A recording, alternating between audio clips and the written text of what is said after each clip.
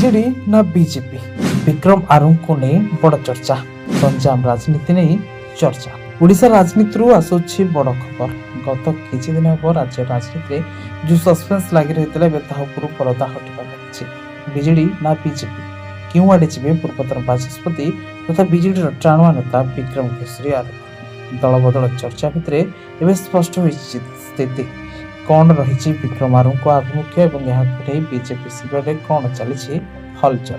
BJD ଛାଡ଼ି BJP ପଦ୍ମ ଶିବିରକୁ ଡେଇଁବେ କି ଗଞ୍ଜାମ ରାଜନୀତିର ହେଭିୱେଟ୍ ଚେହେରା ବିକ୍ରମ ଆରୁଙ୍କୁ ନେଇ ଦୀର୍ଘ ଦିନ ଧରି ଓଡ଼ିଶା ରାଜନୀତିରେ ଚାଲିଥିବା ଚର୍ଚ୍ଚା ଏବେ ଏକ ନୂଆ ମୋଡ଼ ନେଇଛି। ଗୋଟିଏ ପଟେ ବିଜେଡିର ବରିଷ୍ଠ ନେତାଙ୍କୁ ଦଳରେ ସାମିଲ କରିବା ପାଇଁ ବିଜେପିର ରଣନୀତି, ଆଉ ଅନ୍ୟପଟେ ନିଜର ଆଗାମୀ ରାଜନୈତିକ ଭବିଷ୍ୟତକୁ ନେଇ ଚାଲିଥିବା କଳ୍ପନା ଜଳ୍ପନା ଉପରେ ଏବେ ବଡ଼ ବୟାନ ସାମ୍ନାକୁ ଆସିଛି।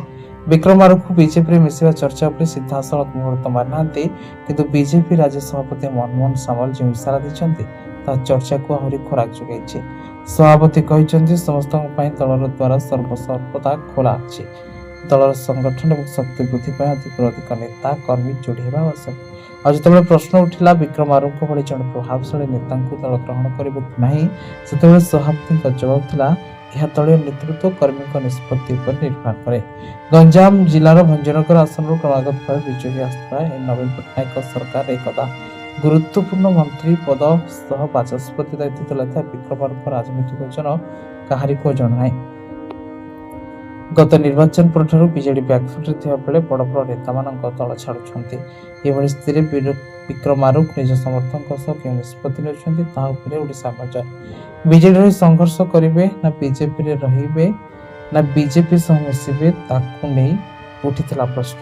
କିନ୍ତୁ ବିକ୍ରମ ଆରୁଖ ସିଧା ଏକ ଭିଡିଓ ଜାରି କରି କହିଛନ୍ତି, ମୁଁ ବିଜେଡିର ପ୍ରତିଷ୍ଠାତା ସଦସ୍ୟ। ବିଜୁ ଜନତା ଦଳ ଆରମ୍ଭ ହେବା ଦିନଠାରୁ ମୁଁ ସେ ଦଳ ସହିତ ଜଡ଼ିତ। ନବୀନ ପଟ୍ଟନାୟକ ମୋ ପ୍ରିୟ ନେତା, ତେଣୁ ବିଜେଡି ସହ ମୁଁ ସଦାସର୍ବଦା ଅଛି ବୋଲି ସ୍ପଷ୍ଟ କରିଛନ୍ତି ବିକ୍ରମ ଆରୁଖ। ତେବେ ଦେଖିବାକୁ ବାକି ରହିଲା ଗଞ୍ଜାମ ରାଜନୀତିରେ ଏହି ଚାଣକ୍ୟ ନିଜର ଆଗାମୀ ଚାଲରେ କ'ଣ ରଣନୀତି କରୁଛନ୍ତି।